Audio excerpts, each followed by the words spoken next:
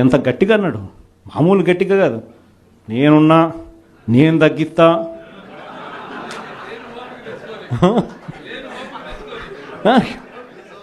మాటలన్నీ కూడా మామూలు మాటలు కాదు. తీరా వచ్చిన తర్వాత 6 నెలలు తిరక్కమునిపే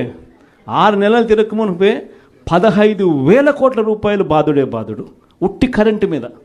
సో దీన్ని క్వశ్చన్ చేస్తూ 27వ తారీఖున జనవరి 3వ తారీఖున ఫీజు రీయింబర్స్మెంట్ అందక పిల్లలు ఇబ్బందులు పడతా ఉన్న పరిస్థితులు.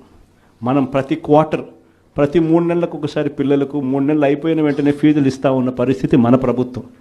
విద్యా దీవెన, వసతి దీవెన క్వార్టర్ అయిపోయిన వెంటనే, 3 నెలలు అయిపోయిన వెంటనే 4వ నెల వెరిఫై చేసి 5వ నెలలో పిల్లల తల్లుల చేతుల్లో డబ్బులు పెట్టి పిల్లలకు విద్యా దీవెన, వసతి దీవెన కింద పూర్తి ఫీజు రీయింబర్స్మెంట్ మనం ఇస్తూ ఉంటే, ఈరోజు ఈ జనవరి వచ్చేసరికి 4 త్రైమాసికాలు, ప్రతి త్రైమాసికం తర్వాత ఇస్తూ ఉన్న మన పాలన 4 త్రైమాసికాలు అయినా కూడా పట్టించుకొని చంద్రబాబు పాలన.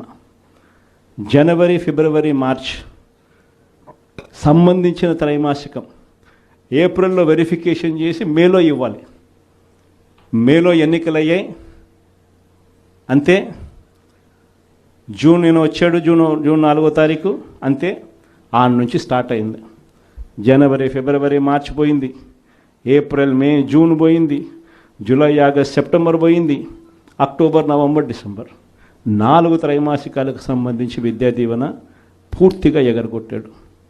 వసతి దీవెన కింద ప్రతి ఏప్రిల్లో మనం ఖచ్చితంగా క్రమం తప్పకుండా పిల్లలకు బోర్డింగ్ అండ్ లాడ్జింగ్ ఖర్చుల కోసం ఇస్తూ ఉంటుంది. ఈరోజు చంద్రబాబు నాయుడు ప్రభుత్వం